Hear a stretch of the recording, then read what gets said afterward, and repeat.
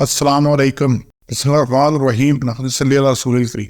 سورہ بقرہ کے 18 مرکزی موضوعات میں سے ہمارا 7واں مرکزی موضوع کامیاب لوگ ہے۔ اس کے 2 حصے ہیں جس کے 11 ضمنی موضوعات ہیں، جن میں سے 10واں ضمنی موضوع ہے مطلوب رویہ۔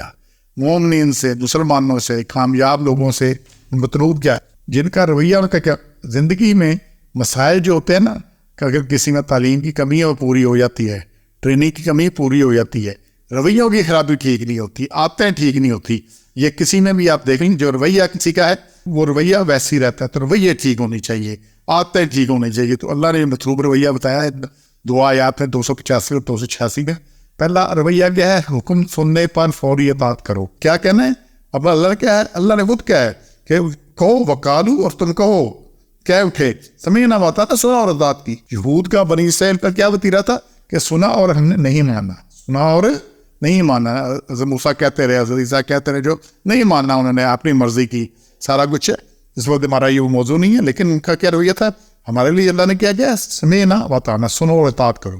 اچھا، اطاعت میں کمی کوتاہی ہو سکتی ہے، کچھ ہو سکتا ہے، لیکن پہلا رویہ کیا ہے؟ سننے کے بعد، اذان سننے کے بعد میں بیٹھا نہیں رہ سکتا، مجھے پتہ ہے جھوٹ ہے، بات غلط ہے، گواہی نہیں دے سکتا۔ یہ کسی قسم کی غلطی میں، کسی چیز کی خرابی میں، اور کئی نئے کام ہے اچھا ہے، اس میں میں نے بڑھ چڑھ کے کرنا ہے، باقی کچھ کرنا ہے، سمعنا واطعنا۔ اور اس کے بعد پھر کمی کوئی، اللہ کا جو معیار ہے بڑا اونچا معیار ہے۔ حضرت یونس کا واقعہ دیکھیں کہ حضرت یونس نکلے ہیں، اچھا اللہ نے روکا نہیں تھا نکلنے سے، لیکن نبی کا معیار یہ ہے کہ نکلے نہ اپنے علاقے سے جب تک اجازت نہ ملے۔ تو اللہ کی اجازت کے بغیر نکل گئے تو اللہ نے کیا؟ مچھلی کے پیٹ میں بند کر دیا۔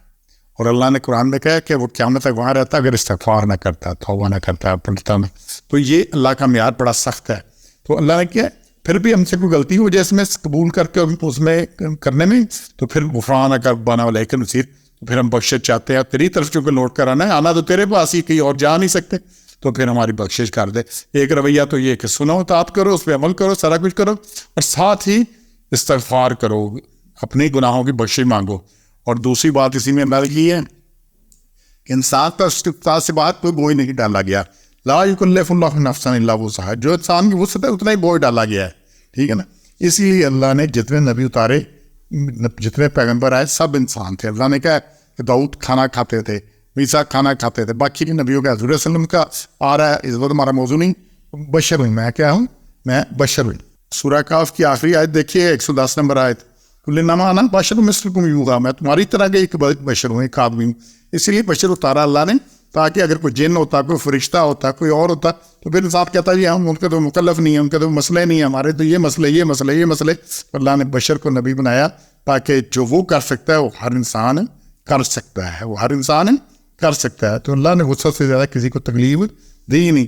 جو فرائض اللہ نے کی، اچھا جتنے فرائض، جتنی چیزیں، جتنی وہ کام اللہ نے بتائے ہیں کرنے کو، جتنے چیزوں سے روکا ہے، کیا دنیا میں کرتے نہیں ہیں؟ یہ کرنے والے کیا فرشتے ہیں، کیا جن ہیں؟ اس کا مطلب ہے اگر کچھ انسان یہ ساری خوبیاں کر سکتے ہیں، سب خرابیوں سے بچ سکتے ہیں، اور صحابہ کرام کو ہم جانتے ہیں وہ بھی انسان تھے، تبا تابعین، اور یہ سارے انسان تھے۔ اچھا ہم سمجھتے ہیں اللہ کہتا ہے ان کو جنت ہے، منی ہم اشرا مبشرہ ان کو جنت ہے۔ اچھا یہ انسان تھے، اگر انسان کر سکتا ہے ایک انسان، دوسرا بھی کر سکتا ہے۔ اچھا اور اللہ کو سنسد کیا ہے کہ انسان کھڑا رہ سکتا ہے، کسی کو کھڑا رہنے کا تو ساری عمر کھڑا رہ سکتا ہے، تھیوریٹیکلی بات ہے، کھڑا رہ سکتا ہے، وہ پھر یہ اس کی وسعت میں ہے، اس کی اختیار میں۔ اچھا اسے کوئی ایک ٹانگ اٹھا لو تو یہ بھی اس کے اختیار میں ہے کہ ساری زندگی بھی شاید ایک ٹانگ پہ کھڑا رہ سکتا ہے، یہ بات ممکن ہے، ایک تھیوریٹیکلی ممکن ہے، لیکن کوئی دوسری ٹانگ اٹھا لو، یہ پریکٹیکلی ممکن نہیں، ایکسائٹیکلی ممکن نہیں، اب گر جائے گا۔ تو وسعت یہاں ختم ہوتی ہے، وسعت یہاں ہوتی ہے جہاں اس کی ڈسبلٹی آ جائے، وہ کر نہ سکے۔ اور اس کے بعد اسی میں اللہ نے کہا ہے لہا ما کسبت ولیہا ما اکتسبت، جو جس نے کمایا اسی کا اس کو ملنا ہے۔ جو کمائے گا، مسک کا کسب کہتے ہیں کمانے کو، جو کمائے گا ولیہا، اسی کے لیے وہی سارا کچھ ہے۔ تو جو جتنا بوئے گا اتنا کاٹے گا، جو بوئے گا وہ کاٹے گا، اور جتنا بوئے گا اتنا کاٹے گا۔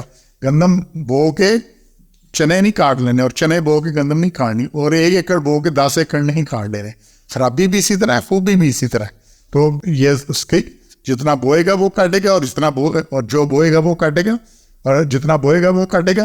اور اس کے بعد پھر خوبی جب چلتی ہے وہ صدقہ جاریہ ہے، اسی طرح صدقہ جاریہ کے ساتھ خود سے جاریہ ہے جو کچھ چلتا ہے۔ تو جو نیکی پھیلتی ہے اس کا اجر ملتا رہے گا، اور جو خرابی پھیلی ہے اس کا بھی خرابی ملتی رہے، اور یہ سارا کچھ سے کمائی میں آتا رہے گا۔ تو انشاءاللہ ہم نے کوئی ایسا کام نہیں کرنا. اب جس نے غلط کام کیا ہے تو وہ غلط کام جب تک چل رہا ہے اس کو بھگتنا پڑنا ہے.